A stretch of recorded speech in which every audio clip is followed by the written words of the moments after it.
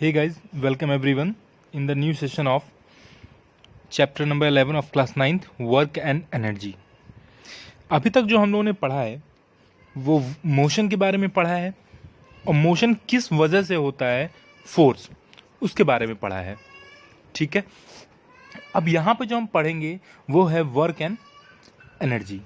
ठीक है, अब देखिए किसी भी बॉडी पे अगर कोई फोर्स लगाया जाता है, ठीक है, किसी भी बॉडी पे अगर मान लीजिए ये कोई ब्लॉक है जिसका मास m है, इस पे एक फोर्स मैं लगा रहा हूँ तो ये यहाँ से मूव करके यहाँ तक जाएगा।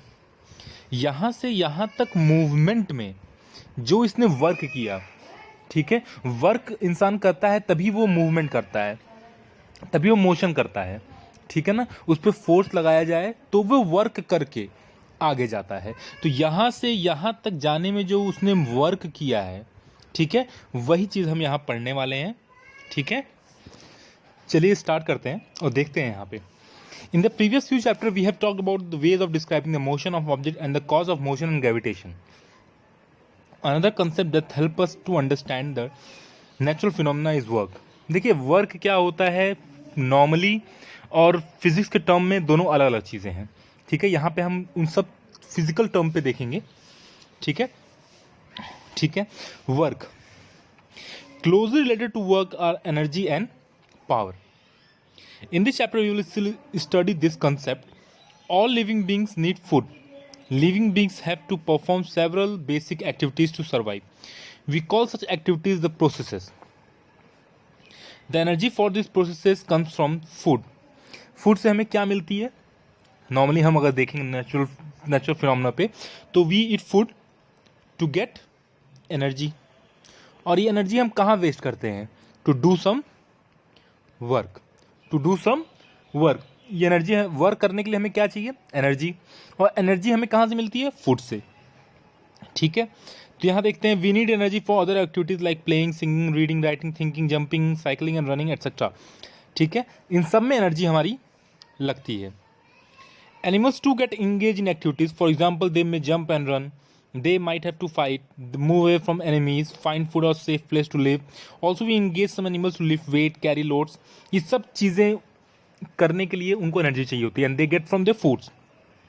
ठीक है, तो now the thing is that what is work? There is a difference in the way we use the term work in our day-to-day life and the way we use in science. Both the concepts are different. If we are using in science, the work is different, and in our day-to-day life, the work is different. ठीक है, we will take some of the examples and we will clear that what is the term used here. Not much work in spite of working hard. Kamali is preparing for examination. She spent lot of time in studies. She read books. ठीक है, draw diagrams, organize her thoughts, collects question papers, attend classes, discuss problems with her friends and perform experiments. She expends a lot of energy on these activities. In common parlance, she is working hard. All this hard work may involve very little work if you go by a scientific definition of work. उसने तो बहुत काम किया, बहुत work किया, गई अपना thoughts को क्लियर किया, अपने दोस्तों से क्लियर किया, क्वेश्चन पेपर कलेक्ट किए, बहुत सारे वर्क किए in your day to day life. लेकिन if you talk about work in scientific term, then it is totally different. We are working hard to push a huge rock. Let us say a rock does not move despite all the effort. Like a wall, it is here, a wall, fixed wall is here, and I am pushing. यहाँ से मैं उसको push कर रहा हूँ by F force. You get completely exhausted. However, you have not done any work on the rock as there is no displacement of the rock. ठीक है, आपने बहुत सारा फोर्स लगाया इस वॉल पे, ठीक है, इस वॉल पे बहुत सारा फोर्स लगाया लेकिन ये रॉक मूव नहीं किया। ठीक है, नो डिस्प्लेसमेंट। जो इस पोजीशन पे था, ए पोजीशन पे था, you have pushed so hard by a force F, but the displacement of the object is A only, not change at all. You stand still for a few minutes with a heavy load on your head. You get tired. You have exerted yourself and have spent quite a bit of your energy. Are you doing work on the load? ठीक है, तो the work is not done. आप सामान लेके खड़े हैं अपने sir पे, बहुत देर तक एग्जॉस्ट हो गए हैं, एग्जर्ट हो गए हैं, लेकिन तब भी आप फिजिक्स के टर्म में, साइंस के टर्म में, you have not done any work. You climb up the step of a staircase and reach the second floor of a building just to see the landscape from there. You may even climb up a tall tree. If you apply the scientific definition, these activities involves a lot of work. In day-to-day life, we consider many useful physical or mental labor as work.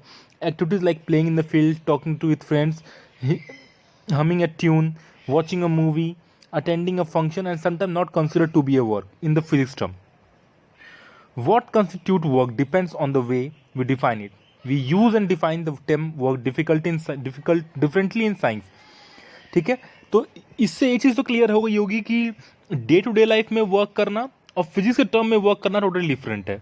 ऐसा लगता हुआ कि day to day life में कि हमने बहुत सारा work किया, लेकिन फिजिक्स के टर्म में हम कुछ भी नहीं करते, कोई वर्क नहीं करते. ठीक है, तो चलिए इसी चीज़ को हमें देखना है कि what is the scientific conception of work. To understand this, the way we view work and define work from the point of view of science, let us consider some situation. ठीक है, push a pebble lying on a surface, the pebble moves through distance. You exerted a force on the pebble and the pebble got displaced. In this situation work is done. मतलब कहने का कि this is the rock A, you are standing over here and you are applying a force F. It is at point A. ठीक है, ये ball जो ये payable है, रॉक है, ये मूवमेंट करता है यहाँ से यहाँ तक, ए पॉइंट बी तक, जो आपने फोर्स लगाया उसके कारण. ठीक है, तो मतलब कि इसमें कोई डिस्प्लेसमेंट हुआ, ए से बी तक का डिस्टेंस हुआ 2d मान के चलिए. ठीक है, तो इसके बीच में डिस्टेंस हुआ. इफ डिस्टेंस जो वो कवर कर रहा है, it means the work is there.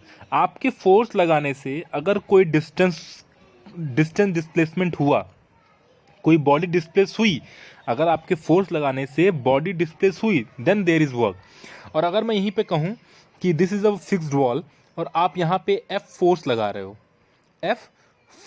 रहे हो, और यहाँ पे जो मूवमेंट हो रही है जीरो हो रही है, डिस्प्लेसमेंट क्या है, एस क्या है, जीरो, तो क्या वर्क हुआ? नहीं हुआ.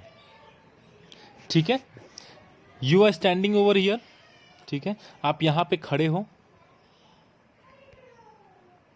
और यहाँ पे आपने एक ट्रॉली लिया है अपने सर पे, आप खड़े हो बहुत देर से, कोई डिस्प्लेसमेंट हुआ? नहीं हुआ, तो then there is no work. ठीक है,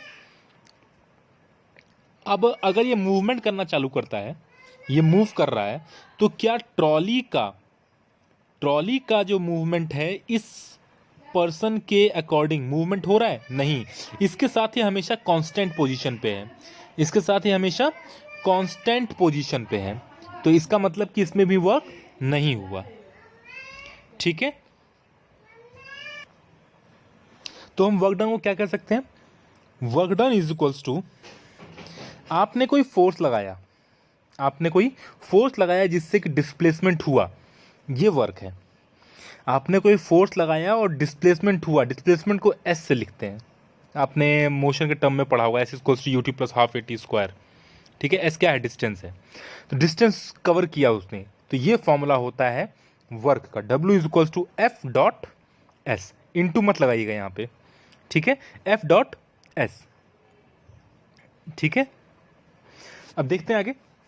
A girl's pull trolley and trolley moves through a distance. The girl has exerted a force on the trolley and it is displaced. Therefore, work is done. ये दूसरा example. Lift a book through a height. To do this, you must apply a force. The book rises up.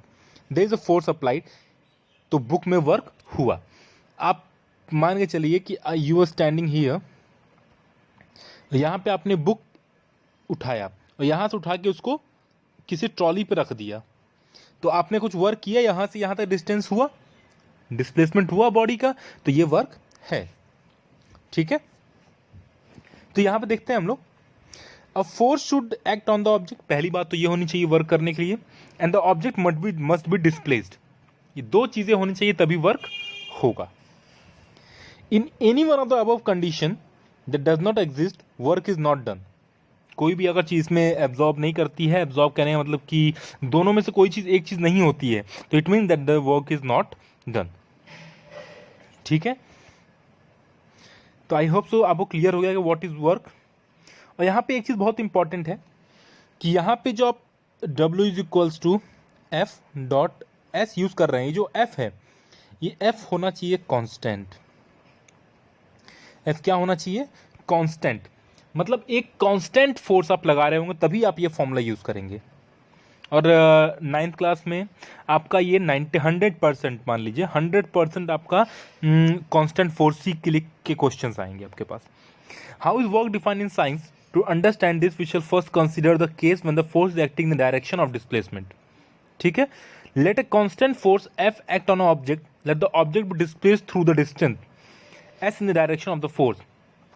आपने इस body पे force लगाया और displacement भी इसी direction में हुआ। ठीक है, फोर्स भी इधर लगा है और डिस्प्लेसमेंट भी इस तरफ हुआ है, सेम डायरेक्शन है।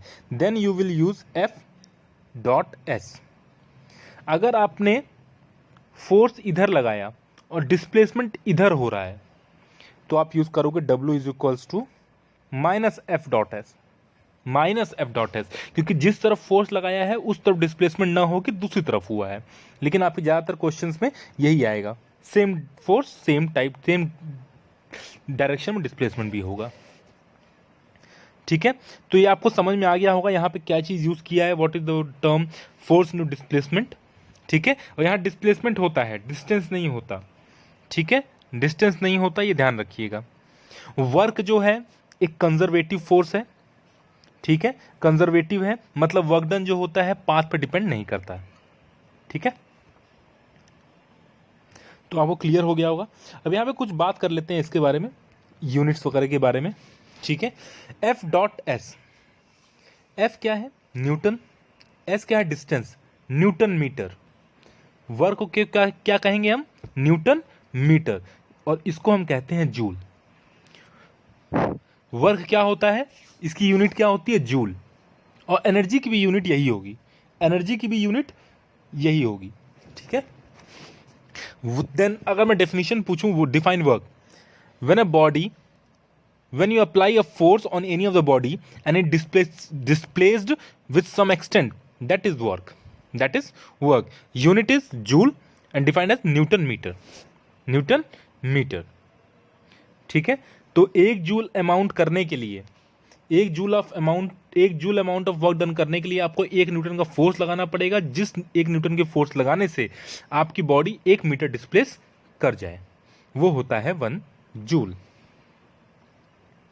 ठीक है, तो I think so I am clear with the term work, what is work. ठीक है, लेकिन कभी कभी ऐसा भी होता है कि what is the work done when the force on the object is zero, what would be the work done when the displacement of the object is zero. तब देख लेते चलिए, एफ डॉट एस, अगर फोर्स जीरो होगा तो work done भी zero होगा, क्योंकि जीरो इंटू एस जीरो। अगर एस जीरो होता है, डिस्प्लेसमेंट नहीं होता, तब भी वर्क जीरो होगा। ठीक है, जिसमें वर्क जीरो हो जाएगा। ठीक है, चलिए आइए कुछ सिचुएशंस और देख लेते हैं। ठीक है, जैसे कि मैंने आपको यहाँ पे कहा, consider situation in which an object is being displaced by the action of force and with differently one of the force F acting opposite to the direction of displacement. ठीक है, then the angle between the two direction is 180 degree. In such a situation the work done by the force F is taken F into minus S. जैसे कि मैंने कहा कि आप force इधर लगा रहे हो, डिस्प्लेसमेंट इधर हो रहा है, तो माइनस एफ डॉट एस करोगे। ऐसा क्यों होता है? क्योंकि अगर आप हायर क्लासेस में जाओगे तो वर्क का जो डेफिनेशन होता है, मैंने डॉट इसीलिए बोला कि डॉट प्रोडक्ट हो। ये आपके क्लास 12th में है, क्लास 11th में है, तो इसलिए मैं यहाँ चीज़ें इतना क्लियर नहीं कर रहा हूँ। ये फॉर्मूला होता है रियल में F S cos theta, F S cos theta. ठीक है, एफ एस कॉस थीटा। अब एफ और एस का डायरेक्शन अगर एक है, ठीक है, एफ और एस का डायरेक्शन क्या है? एक है, तो यहाँ पे जो कॉस होगा वो कॉस हो जाएगा 180 डिग्री। कॉस क्या हो जाएगा? 180 डिग्री। ठीक है, तो कॉस 180 डिग्री की वैल्यू क्या होती है? 1। कॉस 180 डिग्री की वैल्यू होती है 1, और ये हो जाएगा W equal to F into S. अब यहीं पे अगर मैं कहूँ एफ डॉट एस, ठीक है, एफ एस कॉस थीटा, अगर फोर्स इस तरफ लग रहा है और बॉडी डिस्प्लेस इस तरफ कर रही है, तो इनके बीच में एंगल कितना हुआ? 90 डिग्री का। अब फोर्स नीचे की तरफ लग रहा है और डायरेक्शन इस तरफ हो रहा है, तो इनके बीच में अगर एंगल 90 डिग्री का बनता है तो ये एफ एस कॉस 90 डिग्री हो जाएगा। और 90 डिग्री कॉस 90 डिग्री क्या होती है? जीरो। कॉस 90 डिग्री क्या होता है? जीरो। तो जब जीरो हो जाएगा तो वर्क डन कितना हो जाएगा? जीरो। इसका एक एग्जांपल है कि एक कूली है, ठीक है, वो डिस्प्लेस कर रहा है इस तरफ, इस डायरेक्शन में, एस इस तरफ है, और उसने एक लोड ले रखा है अपने सर पे, ठीक है, उसने एक लोड ले रखा है जिस पे फोर्स लग रहा है नीचे की तरफ, ग्रेविटी का, ठीक है, उस पे फोर्स नीचे की तरफ लग रहा है। तो आप देख रहे हैं कि नीचे की तरफ फोर्स लग रहा है और डिस्प्लेसमेंट इस तरफ, तो उनका डायरेक्शन ऑफ एंगल कितना हुआ? 90 डिग्री। तो इसीलिए जब कूली अपने सर पे वेट लेके चलता है तो उस पे वर्क जो लग रहा होता है वो जीरो लग रहा होता है, ठीक है।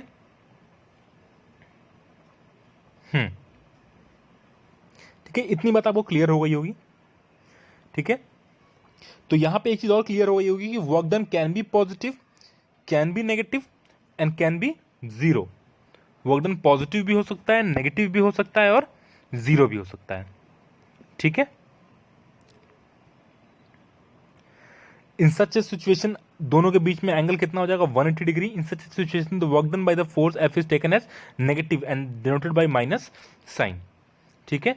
तो डायरेक्शन माइनस केवल इतना ये दिखाता है कि उन दोनों का डायरेक्शन, फोर्स का और डिस्प्लेसमेंट का डायरेक्शन नेगेटिव है, अपोजिट है। माइनस के लिए यही दिखाता है, यहाँ एल्जेब्रिक टर्म में नहीं है कि माइनस क्वांटिटी है, नहीं, ये दिखाता है माइनस कि दोनों के जो डिस्टेंस है, फोर्स एक तरफ लग रहा है, डिस्प्लेसमेंट दूसरी तरफ हो रहा है, केवल ये दिखाता है, ठीक है। आई होप सो आप क्लियर हो गया होगा टर्म वर्क को लेके, ठीक है। चलिए आइए हम देखते हैं एनर्जी, ठीक है। एनर्जी क्या होती है, ठीक है। तो एनर्जी क्या होती है? जैसे कि मैंने वर्क कहा, तो वर्क को करने के लिए हमें एनर्जी चाहिए। तो एनर्जी का फॉर्मूला डेफिनेशन होती है रेट ऑफ डूइंग वर्क, ठीक है, एबिलिटी टू डू वर्क, ठीक है, ability to do work. The rate of doing work हो जाएगा पावर, ठीक है, पावर। यहां पे बात है एनर्जी की, तो एनर्जी होती है the ability to do work. आपके पास कितनी एनर्जी है और कितनी एनर्जी आपके पास है और उस एनर्जी से आप कितना वर्क कर सकते हो, कितना वर्क कर सकते हो, ठीक है। चलिए देख लेते हैं। Life is impossible without energy, the demand for energy is even increasing. Where do we get energy from? The sun is the biggest natural source of energy to us. Many of our energy so derived from the sun. We can also get energy from the nuclei of atom, interior of the earth and the tides, ठीक है। तो मतलब कि कहने का मतलब कि energy हमें चाहिए और ये बहुत सारे सोर्सेज से आ सकती है। यहाँ पे बेसिकली हम दो टाइप की एनर्जी के बारे में पढ़ेंगे। पहला है काइनेटिक एनर्जी और दूसरा है पोटेंशियल एनर्जी। पहला है काइनेटिक एनर्जी और दूसरा है पोटेंशियल एनर्जी। पोटेंशियल एनर्जी को यू से डिनोट करेंगे, ठीक है। काइनेटिक एनर्जी और पोटेंशियल एनर्जी के बारे में, दो एनर्जी के बारे में हम यहाँ पे पढ़ेंगे, ठीक है। The word energy is very often used in our daily life, but in science we give it a definite and precise meaning. Let us consider the following example. When a fast-moving cricket ball hits a stationary wicket, the wicket is thrown away. Similarly, an object when raised to a certain height gets the capacity to do work. You must have seen that when a raised hammer falls on a nail placed on the piece of wood, it drives the nail into the wood. तो हम energy लगाते हैं तो वो काम होता है। इस तरह के बहुत सारे एग्जांपल आपको देखने को मिलेंगे, ठीक है। The capability of doing work is called energy. The capability of doing work is called energy. An object having a capability to do work is said to possess energy, ठीक है। अब यहां पे दो चीजें ध्यान रखिएगा। मान के चलिए ये बॉडी है जिस पे वर्क करना है, आप यहां पे खड़े हो, आपके पास क्या है? एनर्जी है, जो कि आप यहाँ पे इसको डिस्प्लेस करोगे। तो आप अपनी एनर्जी इसको दोगे, आप अपनी एनर्जी इसको दोगे, आपने एनर्जी लूज करोगे और ये एनर्जी गेन करेगा, ठीक है। एनर्जी बर्बाद होती, थोड़ी बहुत होती है, वेस्ट होती है, लेकिन ये एनर्जी का लॉ है कि ट्रांसफर होती है एनर्जी, ठीक है। एनर्जी ट्रांसफर होती है, यहाँ गेन, यहाँ लूज होगी एनर्जी क्योंकि आप वर्क कर रहे हो, और यहाँ पे एनर्जी गेन होगी जो जिस पे वर्क कर रहे हो, ठीक है। The object which does the work lose energy and the object on which the work is done is gains energy. ठीक है। How does the object with energy do work? An object that possesses energy can exert a force on another object. When this happens, energy is transformed from them to the latter form. जिस पे आप work कर रहे हो उस पे energy transfer हो जाती है, ठीक है। और जो आप एनर्जी ट्रांसफर किए हो उसी एनर्जी से वो मूव करेगा, ठीक है, उसी एनर्जी से मूव करेगा। उसके पास क्या आती है? एनर्जी आती है, जिससे कि वो कैपेसिटी होती है उसके पास वर्क करने की, ठीक है। अब आपको समझ में आ गया होगा कि एनर्जी क्या है। The capability of doing work. और एनर्जी ट्रांसफर होती है, आप एनर्जी देते हो तो उसके पास एनर्जी जाती है जिससे कि वो वर्क करता है, ठीक है। तो 1 joule is the energy required to do 1 joule of work. Sometimes a larger unit of energy called 1 kilo joule. 1 kilo joule is given to anybody to do any work, and 1 kilojoule is equals to 1000 joule, 1000 joule, ठीक है। अब आते हैं हम forms of energy पे, ठीक है। अब आते हैं हम फॉर्म्स ऑफ एनर्जी पे। तो एनर्जी बेसिक मैंने कहा कि एनर्जी ट्रांसफर होती है, चेंज होती है। तो एनर्जी बहुत सारे फॉर्म पे चेंज हो जाती है। पहली बात तो various forms of include potential energy और काइनेटिक एनर्जी। इन दोनों एनर्जी के बारे में अभी हमें पढ़ना है इस चैप्टर में। ऐसे तो बहुत सारी एनर्जी है, हीट एनर्जी है, chemical energy, electrical energy, light energy, बहुत सारी एनर्जी है, ठीक है। लेकिन इस चैप्टर में हमें केवल 2 एनर्जी के बारे में पढ़ना है, जो कि काइनेटिक एनर्जी और पोटेंशियल एनर्जी है, ठीक है। अब आते हैं हम काइनेटिक एनर्जी पे। काइनेटिक एनर्जी क्या होती है? पहले तो चलिए फॉर्मूला लिख लीजिए आप लोग। Half M V square. Kinetic energy 2 चीज़ों पे डिपेंड करती है, एक तो मास पे, एक वेलोसिटी पे। m मीन्स मास और v मीन्स वेलोसिटी। मतलब काइनेटिक एनर्जी बॉडी में तभी होती है जब कोई बॉडी मोशन कर रहा हो। जब कोई बॉडी मोशन कर रहा हो तो वो क्या होता है? Kinetic energy. उस बॉडी में कौन सी एनर्जी पोजेस होती है? काइनेटिक एनर्जी, ठीक है। और जब कोई बॉडी रेस्ट पे हो, चाहे किसी हाइट पे हो, हाइट पे रेस्ट पे हो, तो वो बॉडी पोजेस करती है पोटेंशियल एनर्जी, ठीक है। तो यहां पे पहले हम काइनेटिक एनर्जी देखेंगे, फिर पोटेंशियल एनर्जी देखेंगे, ठीक है। आइए चलिए स्टार्ट करते हैं काइनेटिक एनर्जी के बारे में। A moving object can do work. An object moving faster can do more work than an identical object moving relatively slow. A moving bullet, गोली होती है, moving bullet have more kinetic energy, क्योंकि उसके पास मास तो कम होता है लेकिन वेलोसिटी ज़्यादा होती है, और वेलोसिटी का स्क्वायर हो जाता है, ठीक है। Blowing wind, rotating wheel, a speeding stone can do work. How does the bullet pierce the target? How does the wind move the blade of the windmill? Object in the motion possess energy and we call this energy a kinetic energy. ठीक है। A falling coconut, a speeding car, a rolling stone, a flying aircraft, flowing water, blowing wind, a running athlete possess kinetic energy. मतलब यहाँ पे जितनी भी energy है kinetic energy में, वो सब मोशन में होंगी तभी उसके पास काइनेटिक एनर्जी होगी। जैसे ही वो रेस्ट पे आ जाएगी उसके पास काइनेटिक एनर्जी कितनी हो जाएगी? 0। काइनेटिक एनर्जी कितनी हो जाएगी? 0। और जब वो मोशन में है तो उसके पास होगी हाफ mv स्क्वायर, ठीक है। तो काइनेटिक एनर्जी शॉर्ट में कहा जाता है ड्यू टू इट्स मोशन, ठीक है। और ये इंक्रीज होती है स्पीड के साथ, क्योंकि मैंने कहा कि मास और वेलोसिटी दोनों पर डिपेंड करती है, जो कि फॉर्मूला होता है half mv square, half mv square, ठीक है। How much energy is possessed by the moving body by virtue of its motion? By definition, we can say that the kinetic energy of a body moving with a certain velocity is equal to the work done on it acquire that velocity. ठीक है। तो यहाँ पे हम देखेंगे कैसे आती है ये, ठीक है। काइनेटिक क्या है? काइनेटिक एनर्जी है हाफ mv स्क्वायर। इस काइनेटिक एनर्जी क्या है? ये वर्क डन ही तो है। किसी बॉडी पे वर्क करोगे तभी तो वो जाएगी, ठीक है। तो यहाँ पे आप देखिए, यहाँ पे आपने इस तरह से इसको डिराइव किया है। Let us now express the kinetic energy of an object in the form of equation.